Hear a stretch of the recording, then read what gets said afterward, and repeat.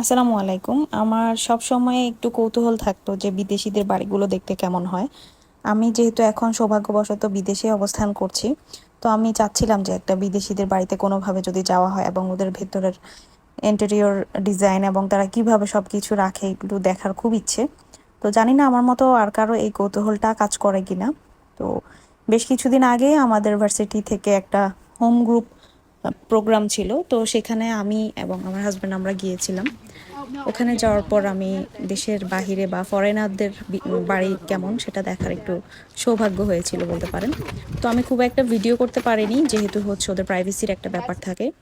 তো সামান্য কিছু ক্লিপ নিয়ে আজকে থাকছে দেশের বাহিরে বা বিদেশিদের বাড়ির এই ছোট্ট ব্লগ। তো দেখতেই থাকুন।